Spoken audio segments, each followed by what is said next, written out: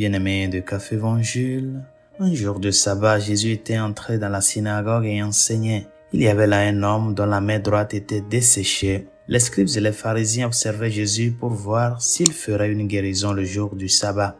Ils auraient ainsi un motif pour l'accuser.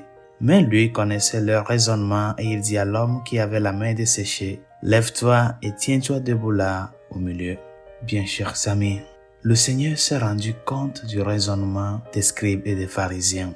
Il s'est rendu compte de ce qu'ils pensent dans leur cœur avant qu'ils ne l'expriment. Et pourquoi il s'est rendu compte? Pourquoi il parvient à connaître déjà notre cœur, ce que nous pensons, ce que nous intentionnons avant de le mettre en pratique? Parce qu'il est Dieu. Parce qu'il est Dieu. Normalement, nous ne pouvons connaître les intentions d'une personne que si elle nous en fait part. Nous ne pouvons pas lire dans les esprits et les cœurs. Nous pouvons imaginer ce que quelqu'un pense, mais nous ne pouvons pas avoir une certitude sur ce que la personne pense dans son cœur, ce qu'il a dans son esprit, si elle ne nous en fait pas part. Mais le Seigneur le pouvait. Il avait la capacité divine de lire dans chaque âme et de connaître dans chaque cœur. C'est pour cela le psalmiste le dit, « Seigneur, tu me sondes et tu me connais. Tu sais quand je m'assieds et quand je me lève. De loin tu discernes tout ce que je pense. Tu sais quand je marche et quand je me couche. Et tous mes chemins te sont familiers, » nous dit le psaume 139. Chers amis, lorsque le Seigneur a perçu les mauvaises intentions des scribes et des pharisiens, il a utilisé cette connaissance pour manifester leurs intentions. Il voulait trouver une raison d'accuser Jésus. Alors, il leur en a donné une. Et quelle est cette raison qu'il les a donnée? Il a guéri cette personne-là qui souffrait d'une main desséchée. Et de là, ils se sont mis en colère et ont discuté ensemble de ce qu'ils pourraient faire à Jésus.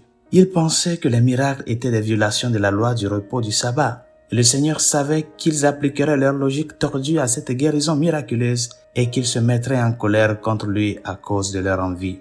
En un sens, Jésus les a donc provoqués pour que ce qui était dans leur cœur apparaisse au grand jour. Chers amis, toutes nos intentions et pensées intérieures sont connues de Dieu et doivent se manifester en nous en présence de Dieu. En provoquant les scribes et les pharisiens de la charité, le Seigneur les oblige à faire face à ce qui est en eux. Ils devaient choisir de continuer sur la voie de l'envie ou de réaliser la folie de leurs pensées intérieures. Malheureusement pour les scribes et les pharisiens, il semble que beaucoup d'entre eux se soient endurcis dans leurs péchés.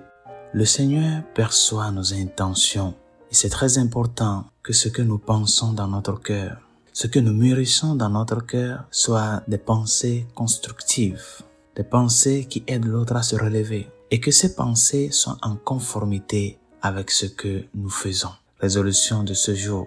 Réfléchis à tes propres intentions intérieures.